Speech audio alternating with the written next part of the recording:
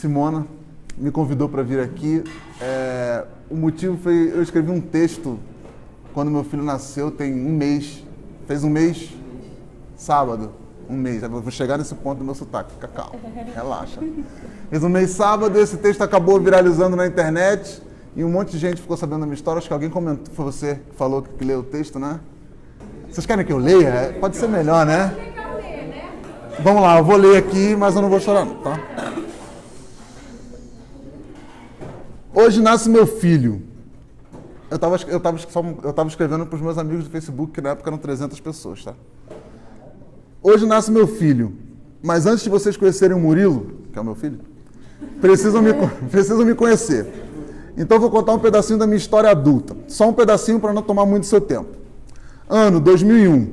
Chuva de balas no auge da guerra entre CV e ADA. Depois eu explico o que é CV e ADA. Isso aí. Eu, 17 anos para 18, preto, favelado, pobre, raivoso, feito um cão magro de rua, teimoso, teimoso e teimoso. Segundo grau completo em escola pública, com um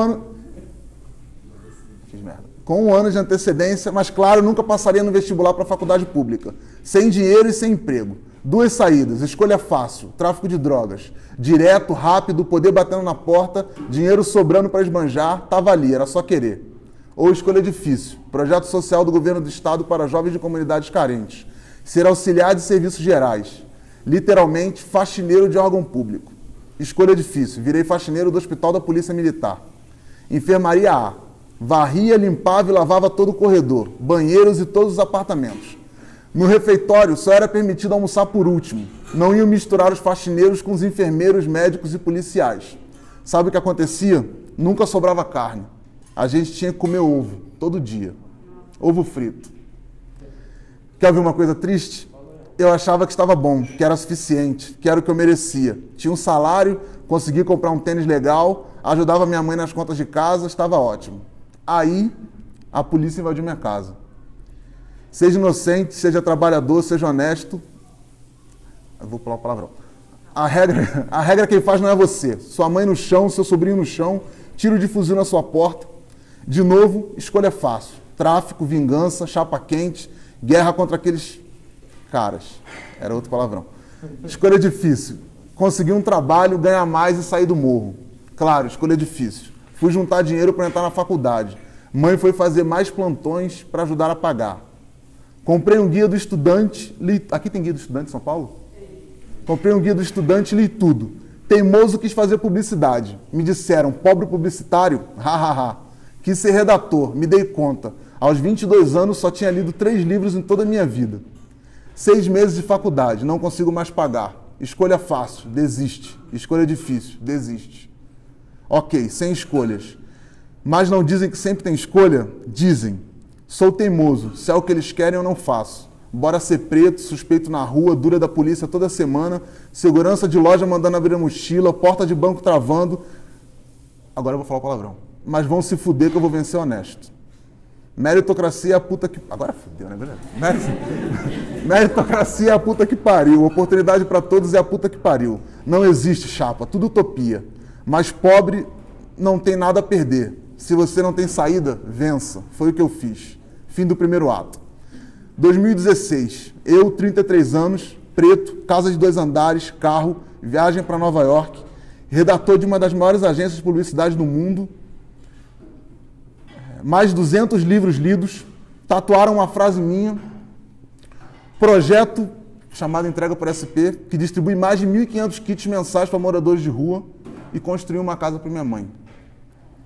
E hoje, vejo nas timelines que só se entra no crime porque quer, que a oportunidade está aí, que é só querer, que é só se esforçar, que meritocracia funciona, que Bolsa Família faz o pobre não trabalhar, que a ajuda do governo deixa o pobre mal acostumado, que a polícia tem que invadir a favela e dar tiro.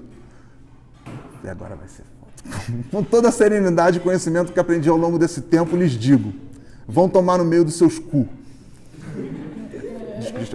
Desculpa, essa foi pesada. Eu sou o cara da faxina. Foi pesado. Eu sou o cara da faxina, rapaz. Esse aí que tirou seu lixo hoje. E esse país só vai melhorar quando você achar certo que eu divida a mesa do trabalho com você. Que eu frequente o mesmo shopping, faça a mesma viagem, tenha o mesmo carro que você, vá à mesma faculdade que seu filho.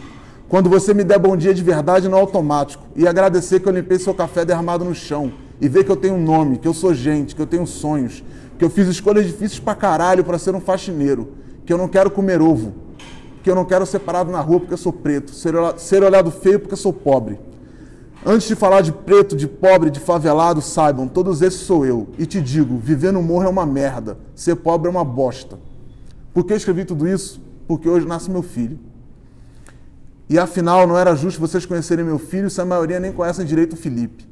Mas hoje vocês vão poder saber porque eu vou olhar nos olhos dele com a certeza de que não arredei o pé da honestidade, não fiz concessões, não dei um passo para trás, não falsifiquei uma porra de carteirinha de estudante sequer. E fiz tudo isso só para eles saberem que é possível. Só para poder contar para ele que é foda pra caralho, mas é possível. E tudo isso feito só com motivos. E que hoje ele vai me dar uma razão. Imagino que a gente não vai fazer. Um beijo.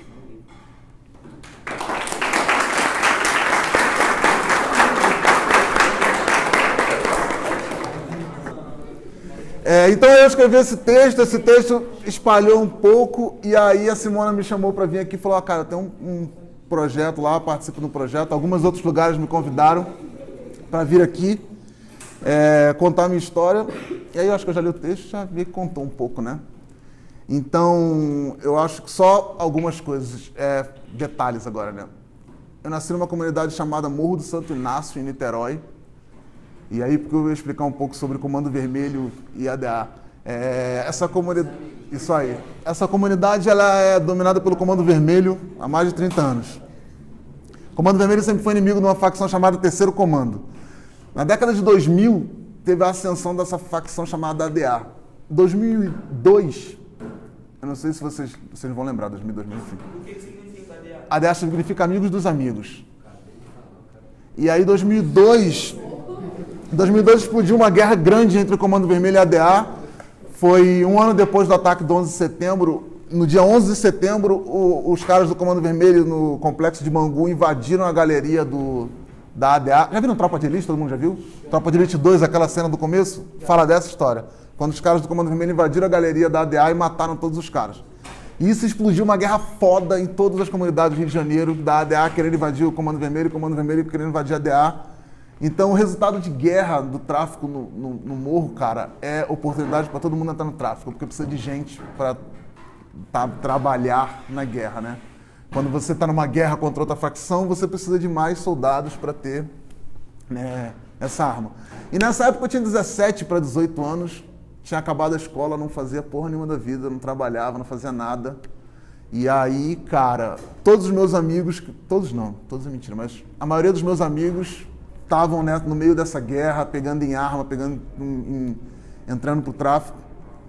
E morreu muita gente, cara. O que eu posso dizer, nessa guerra toda até hoje morre muita gente. Polícia, bandido, jovem, novo, velho, morreu muita gente. Nessa época morreu muita gente. Em uma semana, eu perdi 4 amigos. Em uma semana. Uma semana tem 7 dias. Então, se você botar, eu perdi quase um amigo por um dia e meio. E aí foi quando teve esse projeto, tinha um projeto chamado Jovens pela Paz do governo do estado, que se você tivesse até 18 anos, você se cadastrava lá e você era tipo um jovem aprendiz que rodava alguns lugares. E aí, porque a grande ironia é que eu me inscrevi e caí no hospital da Polícia Militar. Lá eu não sei aqui em São Paulo, cara, mas lá no Rio de Janeiro, se você mora no morro, cara, se tem alguém que você não gosta, é a Polícia Militar, cara. Então, assim, eu trabalhava no hospital da Polícia Militar. Eu trabalhava no hospital da Polícia Militar de dia, e aí eu voltava para casa e de noite a Polícia Militar me parava na rua, me dava tapa na cara, tomava meu dinheiro, mandava abaixar a calça, e no outro dia de manhã eu tinha que trabalhar no hospital da Polícia Militar. E quando esses caras eram baleados, Polícia Militar era baleado e tal, eles iam pra lá e eu limpava a enfermaria que esse cara tava baleado, o cara que tinha me dado tapa na cara 2 dias antes. Então, assim, era foda, velho. Era foda pra caralho, assim, conviver com isso. E nesse meio tempo, o meu irmão mais velho, eu tenho 2 irmãos mais velhos e 2 irmãos mais novos. 2 irmãos mais velhos par de mãe e 2 irmãos mais novos par de pai. Meu pai nunca morou com a minha mãe, tá? Eu sempre fui filho de mãe solteira. Meu pai sempre foi... Meu pai é só pai meu, não é pai dos meus irmãos. O meu irmão mais velho, ele era o segundo na hierarquia do Comando Vermelho em Niterói. Então, assim, ó, tem... Basicamente, imagina uma empresa, né? Tem um morro do Comando Vermelho, cada morro tem o seu dono. E acima do morro tem um cara e acima do cara tem o dono de tudo. Meu irmão era esse cara acima de todos os morros, velho. Então o tráfico estava dentro da minha casa. Assim, não, meu irmão não morava comigo, óbvio. Mas o tráfico estava dentro da minha casa porque ele frequentava a minha casa. Foi um período muito conturbado. E quando estourou a guerra do Comando Vermelho ADA, a polícia começa a caçar os líderes porque eles prendem o líder. Não pensam que prender para levar para o presídio. A polícia pega o líder do tráfico porque ele vale muito dinheiro. Então o cara pega, liga pro morro e fala, ó, a gente está com o dono do morro aqui, a gente quer 500 mil reais. É um sequestro. E a polícia foi na casa da minha mãe para ver se achava meu irmão e foi quando a polícia invadiu a minha casa. E esse momento para mim assim foi o momento que mudou a minha vida completamente. Porque eu vi que eu não podia continuar naquela realidade, naquele lugar, eu precisava fazer alguma coisa para mudar. E a única coisa que eu pude fazer para mudar, que eu achei um caminho, foi estudar. Porque todo mundo falava, cara, vai estudar, vai estudar, vai estudar. E eu falava, cara, eu tenho que estudar. E foi aí que eu resolvi entrar na faculdade. Eu não passei na faculdade pública, eu tive que fazer a faculdade particular, uma faculdade muito fraca lá em Niterói, que chama, não vou nem falar, chama Universidade de Estácio de Sá. Até aqui em São Paulo agora. Mas estudem lá, porque agora é boa. E aí eu fui me matricular na faculdade. Eu tinha 20 anos já.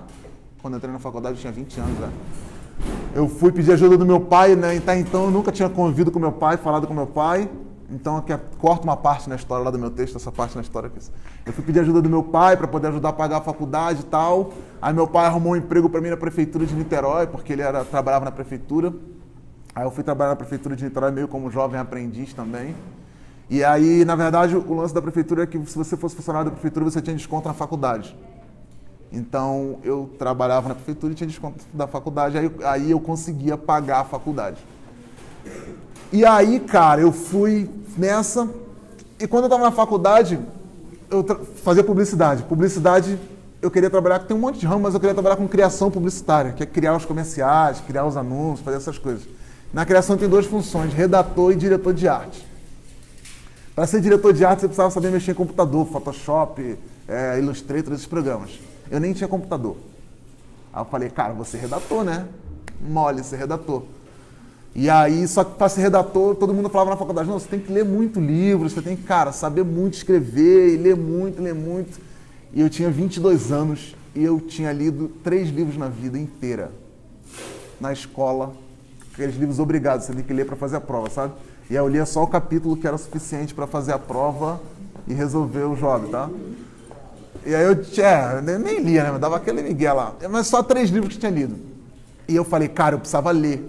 E aí tinha um outro problema, que eu não tinha dinheiro para comprar livro. Livro é caro, né, velho? Eu não tinha dinheiro para comprar livro. E eu queria ler, falei, puta, eu preciso ler porque eu preciso ser redator, cara. A única coisa que vai me sobrar nessa vida. E aí eu trouxe aqui, ó. Esse foi o primeiro livro que eu li na vida. Esse livro aqui, a minha tia, ela recebia, a patroa dela dava para ela, esse livro aqui, tem uma revista chamada Seleções. Nessa revista vem encartado esse livro, um livro mensalmente. E é um livro que ele tá velhinho assim, mas já estava velho quando eu peguei ainda, não sou relaxado não. Esse livro aqui é um livro que ele vem com 4 livros nele. E aí foi o primeiro livro que eu li na vida. Eu fui na casa da minha tia e falei, tia, eu queria ler um livro, você tem um livro? Ela falou, só tem esse livro aqui. E aí eu peguei e li esse livro, foi o primeiro que eu li na vida, eu guardei ele até hoje. E esse foi o primeiro livro que eu li e não foi o livro que não mudou minha vida, não mudou nada, mas foi o primeiro livro que eu li, então. E eu fui lendo o livro que mudou a minha vida. E aí, cara, só uma coisa. Quando eu comecei a ler, as coisas começaram a mudar muito pra mim. Porque eu comecei a, cara, sei lá, eu comecei a ler muito livro, eu sou muito compulsivo com as coisas, então eu comecei a ler muito. Lia qualquer coisa, bula de remédio, qualquer coisa que eu lia. E aí, porque eu ficava na noia que, puta, cara, precisava ser redator, eu tinha que ler livro pra caralho, eu tava atrasado, mano. 22 anos, cara, eu tava lendo livro desde 15, né? Aí eu falei, porra, vou precisar ler livro. Falei palavrão, eu vou tentar me controlar. Aí eu falei, vou precisar ler livro pra cá. Eu não consigo, velho. Eu precisava ler livro e tal. E aí... Só que na faculdade era tudo muito... Cara, tinha que fazer trabalho pra caramba, tirar xerox pra caramba, era tudo muito caro, cara. Eu nunca tinha grana pras paradas. E aí eu comecei a ver que quando eu comecei a ler os livros, eu li um monte de livro, qualquer livro eu lia, eu comecei a ver que o meu vocabulário começou a melhorar. Então, na hora que tinha as provas lá de dissertação, imagina, mano, eu cheguei na faculdade, já 20 anos, não sabia nem escrever direito, né? A primeira prova que eu peguei na faculdade, que era um livro assim, é uma aula de sociologia. E era uma folha em branco e era uma questão só. Era assim, disserte sobre o contexto do surgimento da sociologia. E era tipo assim, mano, tinha que escrever 3 folhas, velho. Eu nunca tinha escrito mais de 4 linhas na minha vida. E aí eu me liguei que quando eu comecei a ler o livro, eu comecei a escrever melhor. Eu falei, cara, então a parada é ler livro pra cacete, assim. Mas eu só lia livro com essa intenção de ser redator. Não tinha essa coisa de ler livro, achava que ia mudar as coisas. E aí, em 2008, eu me formei em 2007. Em 2008, eu fui finalista de um concurso de redação publicitária. Isso aí, cara... Ralando muito, eu estudava e trabalhava, então, cara, a maioria das pessoas já estagiava nas agências de publicidade, eu não podia estagiar porque eu tinha que trabalhar. Eu precisava terminar a faculdade para depois estagiar, então você já está atrasado, velho, porque todo mundo já estagiou, sacou? Então eu sempre fui meio atrasado na vida. E aí eu, porra... Caralho, não consigo falar. Automático. Mano, o cara me entende aqui, ó. Eu terminei a faculdade em 2007 e não tinha estagiado em lugar nenhum, cara. Nunca tinha trabalhado com nada. Só tinha trabalhado na prefeitura e eu era hold de uma banda. Sabe o que é hold de banda? Eu era o cara que carregava os instrumentos, afinava os instrumentos, sabe? Eu era hold de uma banda que tocava em casamento. Era só casamento e aniversário de velho, sabe? Putz, cara, era bizarro. Era bizarro. E era bizarro. A banda era um cara que tocava teclado, uma mina que tocava teclado. Uma mina de 50 e poucos anos. Tocava teclado, um coroa de uns 70 anos que cantava e um outro coroa que cantava também e tocava violão. E eu só afinava o violão do cara e montava as coisas, né, cara? E ganhava um dinheirinho por fora, que isso era bom. E aí ficava lá, naqueles casamentos, aquelas festas de terno, esperando acabar, tocando os boleros, é isso aí, comendo e bebendo refrigerante. Eu não bebo cerveja, eu só bebo refrigerante e água. Nem refrigerante bebo mais, só bebo água, no caso. E aí, cara, em 2008 eu fui finalista de um concurso de redação publicitária. Tinha que fazer um texto. Era fazer um texto sobre o Rio de Janeiro. E aí, porque eu lia pra caramba, eu fiz um texto todo poético, assim, lindão. Hoje é uma bosta, né? Na época foi lindão. Eu fui finalista do concurso. Chegava lá no concurso pra ser finalista, chegava lá, tinha passava um trabalho pra você criar um anúncio lá. Só que, mano, eu fui finalista com um cara que estudava na SPM, na PUC, na UF, eu estudava na Estácio, velho. Nunca tinha estagiado em agência, obviamente não ia ganhar.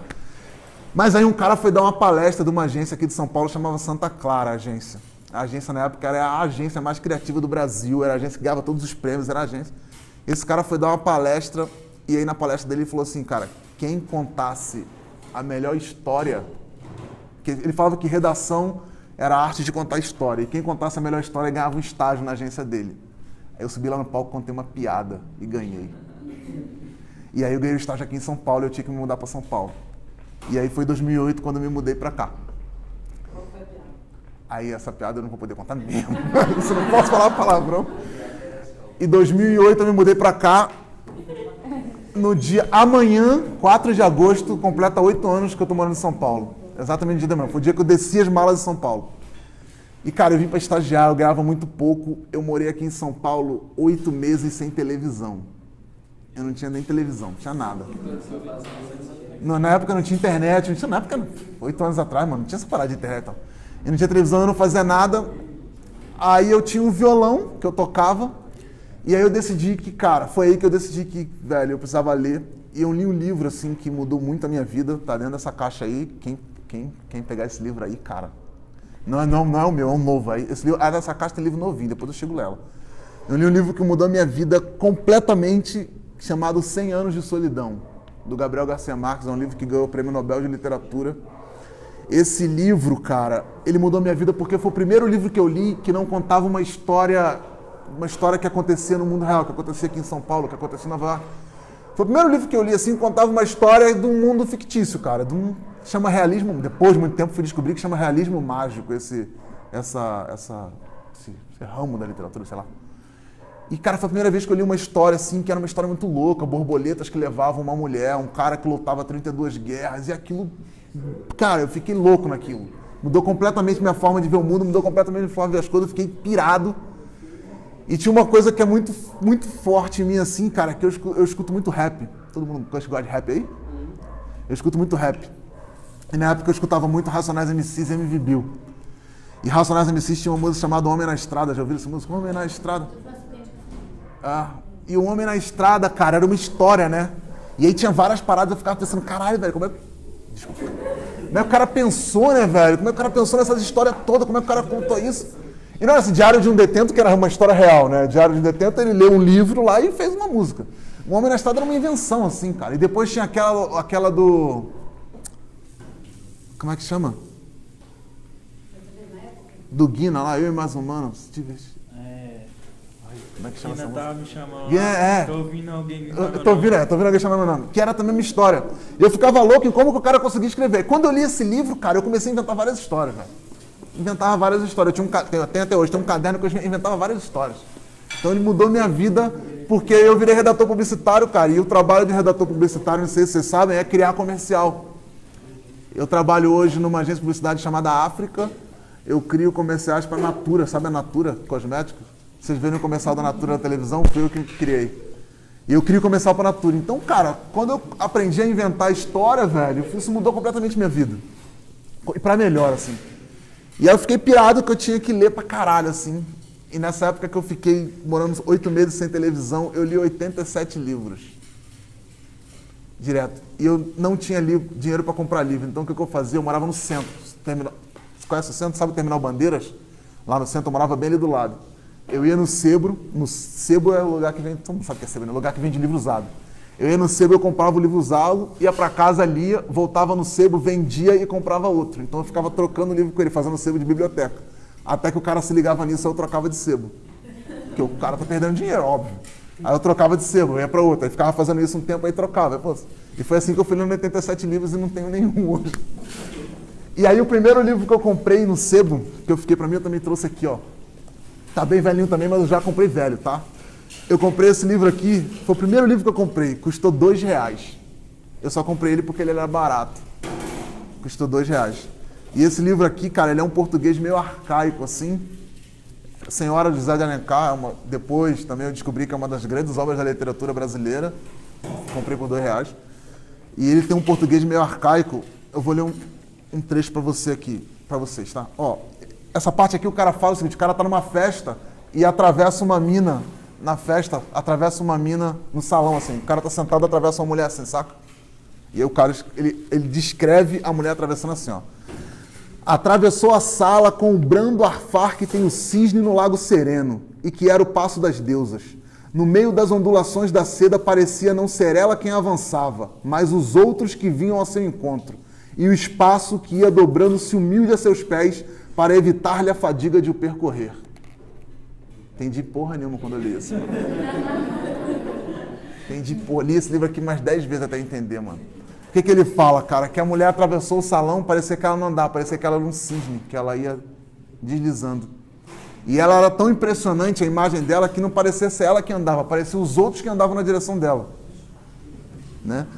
E o tempo, que ele falava disso, o tempo que ia humildemente se arriando aos pés dela, porque ela era muito importante. Demorei uns 2 anos para entender isso. Mas beleza, foi o primeiro livro que eu li, cara, foi importante pra cacete aqui.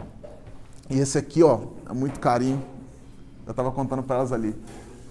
Em 2010, eu fui contratado por uma agência para ser redator, eu era estagiário, tá? Então, fiquei aqui em 2008 e 2010 sendo estagiário. Eu ganhava R$800. Na sexta, eu morava no centro. Na sexta-feira, eu comprava uma pizza, que era o meu jantar de sexta, o meu almoço de sábado e a minha janta de sábado. Se liga nela. Uma pizza. Comi um pedaço, 2 pedaços na sexta, 2 pedaços no almoço, 2 pedaços, 6 pedaços que dava a pizza. Mano. No café da manhã eu não tomava, acordava tarde, eu sempre dormi muito tarde, então eu dormia tarde, acordava tarde, já estava na hora do almoço, não precisava tomar café da manhã, já economizava uma grana. Quem não tem dinheiro conta história, compadre. Porra, você está de bobeira. E aí, brother, o que eu fazia? Eu não tinha dinheiro. Eu assim, todo o dinheiro que eu tinha, eu comprava de passagem para ir para Niterói. Porque minha família é de Niterói e eu não queria ficar aqui sozinho, não conhecer ninguém. Eu comprava de passagem para Niterói. E aí teve uma menina que virou muito minha amiga, que é a minha melhor amiga hoje, madrinha do meu filho que nasceu, que ela morava no Capão Redondo. Todo mundo conhece Capão Redondo? Não sei para que lado fica. Ela morava no Capão Redondo. Na quadra adventista ali, no Capão Redondo. E aí às vezes eu ia para lá para casa dela no final de semana, ficar lá com a galera, conversar e tal. Quando eu não tinha o que fazer, eu andava na rua em São Paulo. Porque eu não tinha dinheiro, ia ficar em casa, não tinha televisão, eu lia, eu tocava violão, eu andava na rua. Então eu andava na rua. Andava na rua, sem direção. E assim eu conheci o centro todo de São Paulo. Agora eu sou fera no centro de São Paulo a pé, se precisar, mano, pode contar comigo que eu sou fera no centro de São Paulo. Conheço tudo. Todos os travestis, todas as prostitutas. Mano, tudo chapa, tudo chapa. Passava lá, falava, e aí, pá, todo mundo me conhecia. Eu não conhecia ninguém, né, velho? E aí, beleza, voltando à história. Quando eu fui contratado, o primeiro salário que eu ganhei em São Paulo, eu comprei 3 coisas. Uma televisão, claro, porque eu não tinha televisão. E aí eu resolvi me dar um livro. Aí eu fui na Livraria Cultura, que é aquela que tem ali na Paulista. Já foi na Livraria Cultura? É um lugar lindo, velho. Lindo, lindo, lindo. Aí eu entrei lá na Livraria Cultura e comprei esse livro aqui, de poesia. Mário Quintana, Caderno H. Eu entrei lá e comprei esse livro, foi R$32. Que era todo o dinheiro que eu tinha.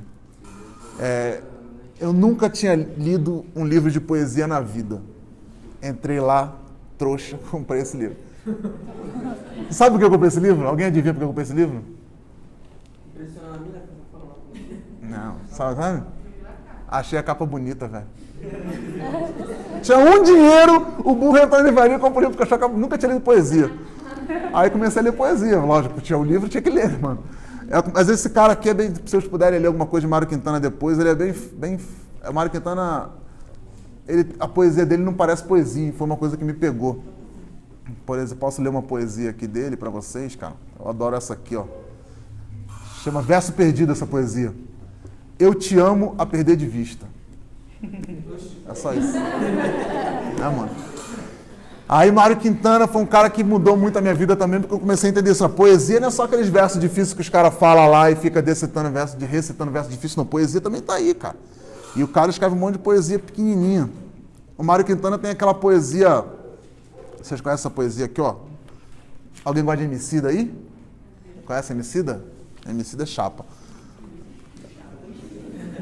Ó, esse poema aqui, ó. Vocês devem ter ouvido. Todos estes que aí estão atravancando o meu caminho, eles passarão, eu passarinho.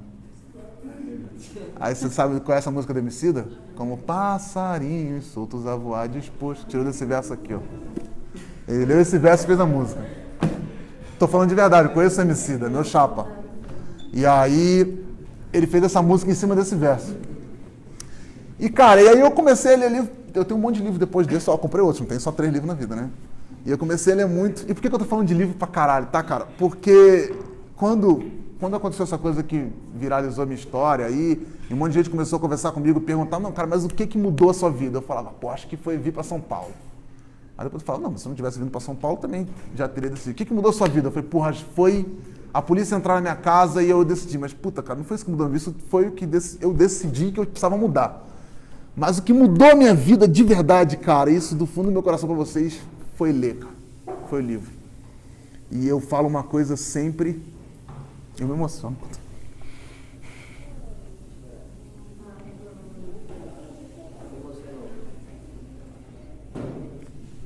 Eu acredito em 2 coisas.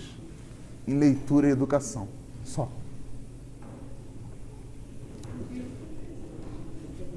E aí eu falo uma coisa que assim, as pessoas, quando leram o meu texto, um monte de gente mandou mensagem, eu recebi mais de 1.500 mensagens.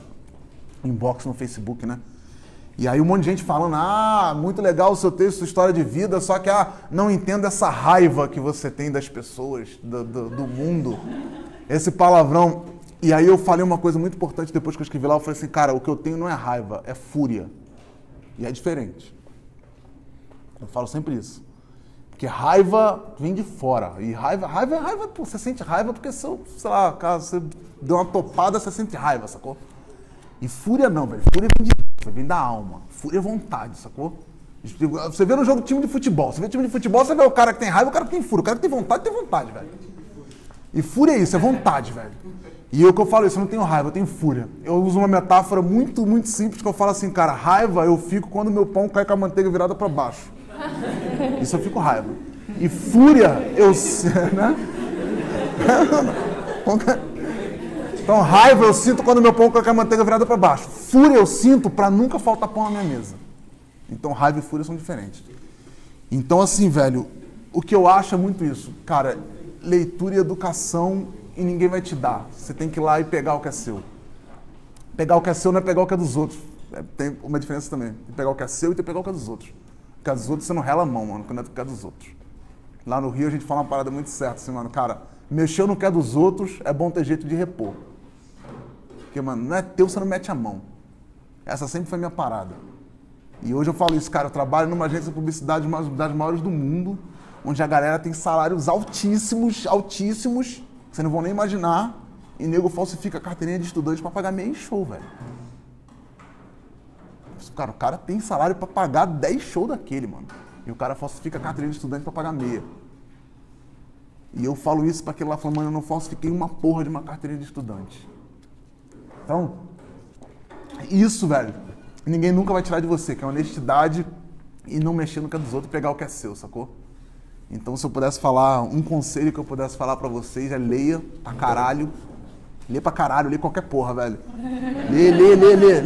Eu lia... Quando não tinha o que ler, sabe o que eu ficava lendo, cara? Eu sou mestre em... Como é que fala aquilo? Ingrediente de produto, tá ligado? Você vira atrás do produto, tem os ingredientes. Sou mestre naquilo. Uma parada que eu falo pra vocês. O primeiro ingrediente que vem escrito é o que tem mais no produto. É em ordem de porcentagem. Então, por exemplo, se for um biscoito, o primeiro que vem é farinha. E aí, porque tem mais farinha. Então, eu ficava lendo coisas de produto. Fiquei compulsivo por ler, cara. Porque é a leitura que vai mudar a sua vida. E aí, eu tenho um monte de... Eu ia trazer um brother meu aqui, chama Rodrigo Tuchê. Conhece o Rodrigo Tuchê? Rodrigo Tuchê é um brother meu que ele é rapper, é beatmaker, faz beat aí pro Raikais, Costa Gold, Emicida, ele é quase sem graça do Raikais, é beat do Tuchê. Eu ia trazer o Tuchê, beat do Tuchê, vou trazer ele qualquer dia pra fazer uma oficina de beatmaker com a galera aí. É, Tuchê. Tem uma música do Emicida chamada Papel, Caneta e Coração, não sei se vocês ouviram, que ele fala firmeza, Tuchê na mesa, é o Tuchê, né?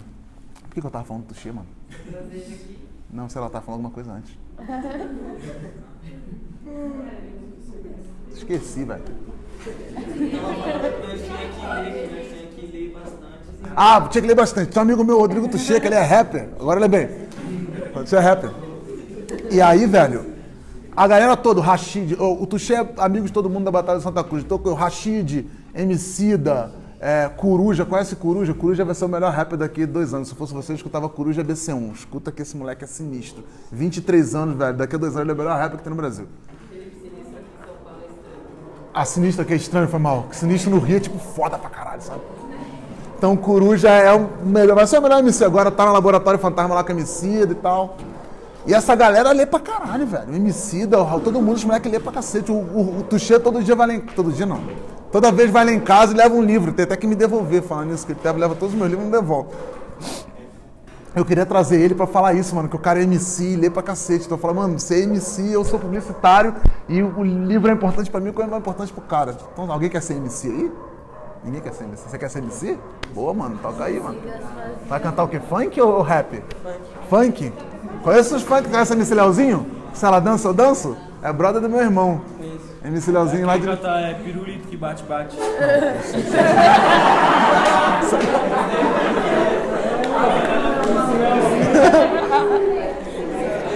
Não.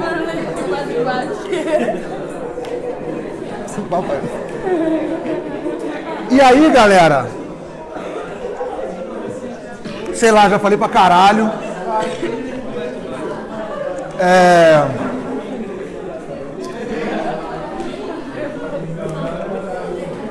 Agora dispersou, né? Não, vou concentrar aqui de novo, porque senão vão brigar comigo. Cara, já falei pra caralho. Sei lá, alguém tem alguma pergunta, alguém quer trocar uma ideia, alguém quer colocar alguma coisa? Vocês acham aí? Alguém lê, alguém não lê, alguém quer falar algum rolê aí? Ah, tá, mentira. Eu não acabei ainda não, calma aí, depois falo. quando aconteceu isso, eu recebi alguns convites para vir aqui na Fago, ir num colégio que fica em Itapevi, e numa biblioteca dentro de Paraisópolis. Eu recebi alguns convites para conversar com jovens, assim como vocês e tal, que também são da periferia como eu e que, porra, estão aí na batalha. Quando eu recebi esse convite, eu falei, cara, vou lá, vou falar um monte de groselha lá, né, e depois vou embora e beleza, e acabou. E aí foi aí que eu falei, não, eu preciso levar alguma coisa. E aí, cara, eu sempre quis fazer alguma coisa com o livro, eu sou apaixonado por livro. E aí eu montei uma iniciativa chamada Eu Livro, que eu acho que só o livro pode livrar as pessoas da miséria, da pobreza e mudar a vida, como eu falei aqui. E aí eu pedi livro pra galera na internet, para trazer de presente para vocês. E aí, livro novo, ou semi-novo, porque o livro velho não, mano, é livro de presente, só não dá presente velho pros outros, né? E aí a galera mandou um monte de livro pra minha casa, mais de 300 livros. E eu trouxe um livro para cada um aí que eu vou distribuir aí. Tá, desculpa estar nessa embalagem, desculpa estar no meio do coisa aí.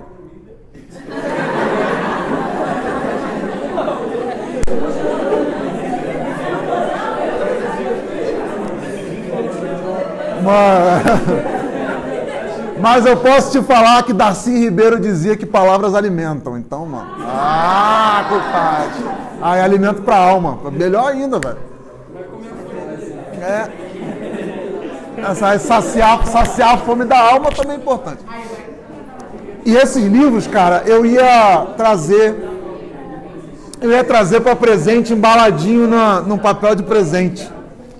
Eu ia trazer para presente embaladinho no papel de presente, só que eu sou um cara meio atrapalhado, vocês já perceberam, eu sou um cara meio enrolado assim, cara, e eu não consegui comprar o papel de presente para embalar para presente. Então não tá embalado. Mas tem uma boa notícia que não tá embalado, que é você vai poder olhar o livro e falar, mano, não gosto desse livro porque é crepúsculo. Quero